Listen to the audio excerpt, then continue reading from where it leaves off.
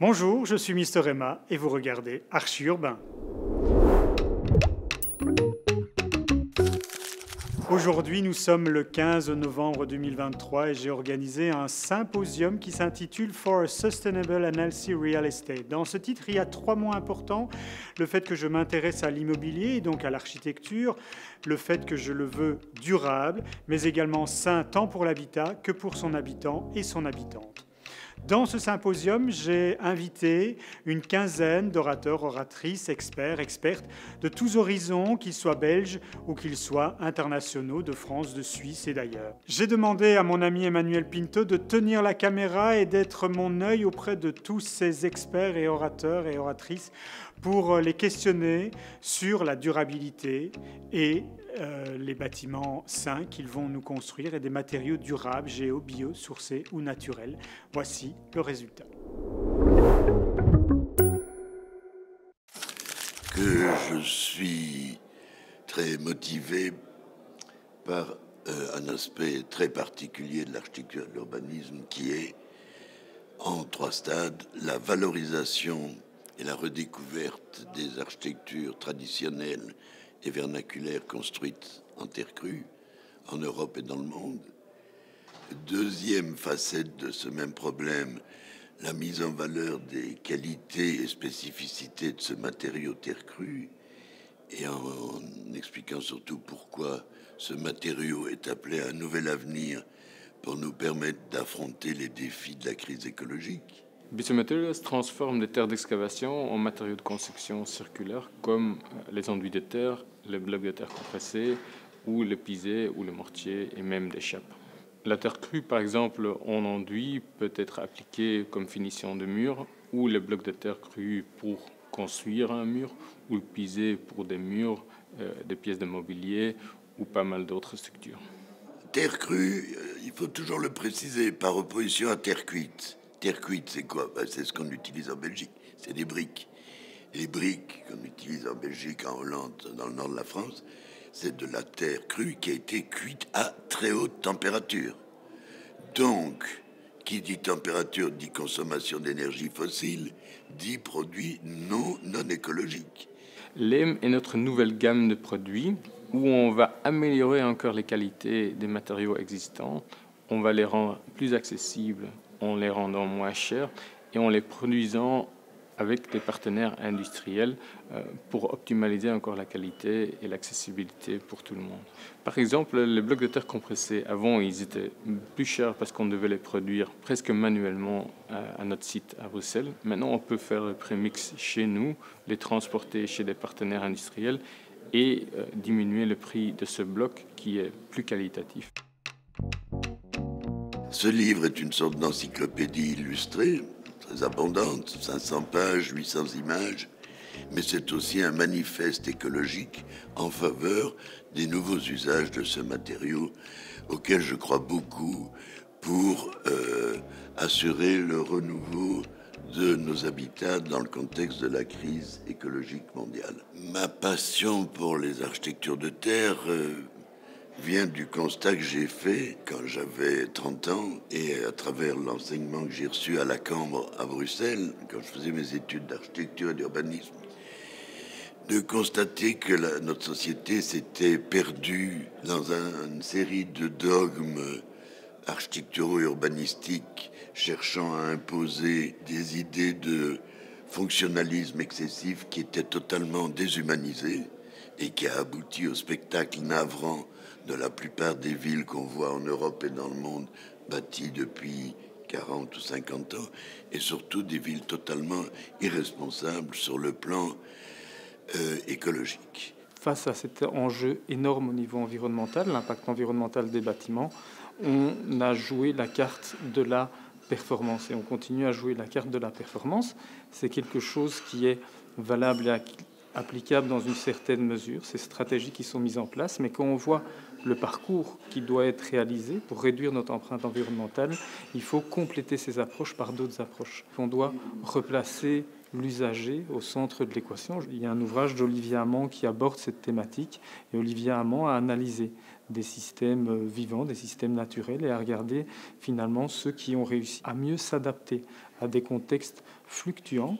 Et ce qui est intéressant, c'est qu'on regarde les systèmes naturels, ce n'est pas du tout les systèmes performants qui arrivent à s'adapter aux fluctuations. Et on peut voir avec les changements climatiques ces fluctuations auxquelles on va devoir s'adapter, mais c'est plutôt les systèmes robustes.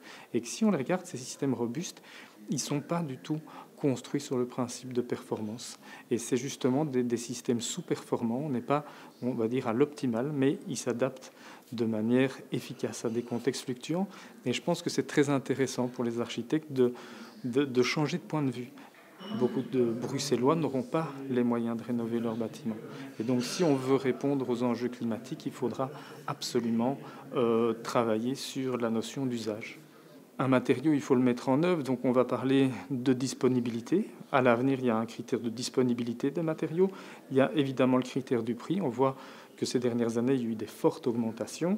Et puis, il y a la mise en œuvre des matériaux aujourd'hui. La main-d'œuvre n'est pas là pour rénover tous les bâtiments qu'on devrait rénover à Bruxelles. Et donc, rendre les choses accessibles, c'est déjà réfléchir à cet aspect matériel, mais sans oublier l'aspect socio-économique et partir du constat que vu les courtes échéances, on n'arrivera pas à rénover tout le parc bâti bruxellois.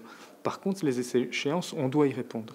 Et donc, on doit aujourd'hui travailler sur les usages et compléter finalement notre approche. Et un des thèmes, ou une des approches, un concept que je trouve intéressant, c'est quand Philippe Biouix parle de cornucopien, on est encore parfois trop dans cette idée que la technique, l'innovation nous permettent de conserver cette abondance. Je pense qu'aujourd'hui, on va devoir remettre ça en question, replacer l'usager au centre, comprendre que l'usage qu'on fait de nos bâtiments, c'est des constructions historiques, sociales.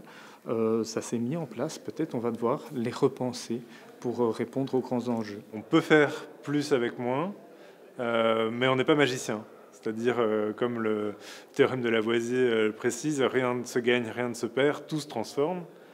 Donc on peut faire beaucoup avec beaucoup. Mais tout dépend du regard qu'on porte sur la matière existante, sur le bâtiment. Par exemple, dans un projet de rénovation qui est situé à Anderlecht, rue Brognier, on a plutôt travaillé sur la modification du programme par rapport au bâtiment. C'est-à-dire qu'un certain nombre d'éléments du programme ne correspondaient pas vraiment à la capacité du bâtiment. Et donc on a travaillé au corps avec le maître d'ouvrage, avec le client et le futur utilisateur pour légèrement modifier la programmation, le besoin d'espace, en fonction des qualités du bâtiment, en fonction de son potentiel. Et ça a permis d'éviter de démolir trop, de conserver un tas de matériaux, tout en offrant autant d'espace que ce qui était demandé. Donc souvent, oui, on peut faire plus avec moins, mais ça demande beaucoup de réflexion, une certaine élasticité dans la conception, et aussi dans les demandes de la maîtrise d'ouvrage et des utilisateurs.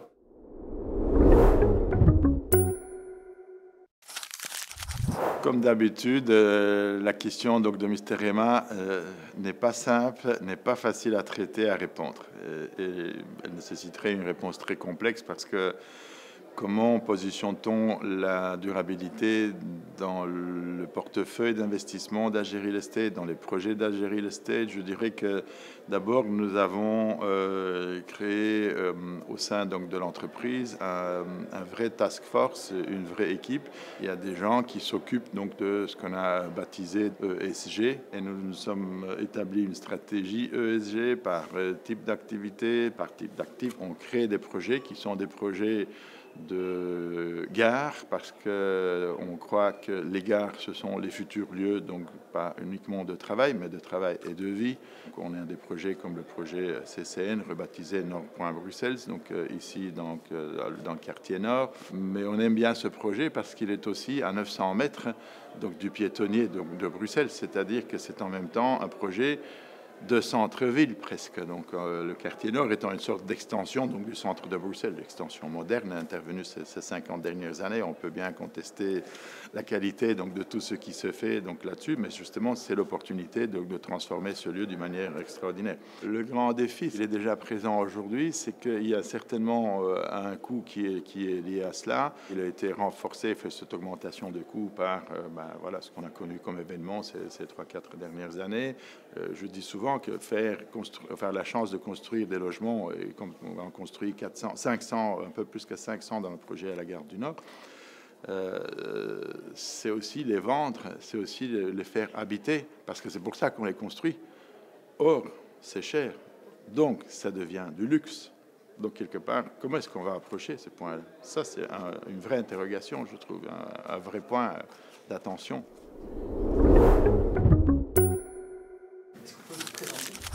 Je suis Sunita Van Heers, la fondatrice et directrice de Suril. Suril est une société de consultance en développement durable pour le secteur de l'immobilier. Qu'est-ce que ça veut dire?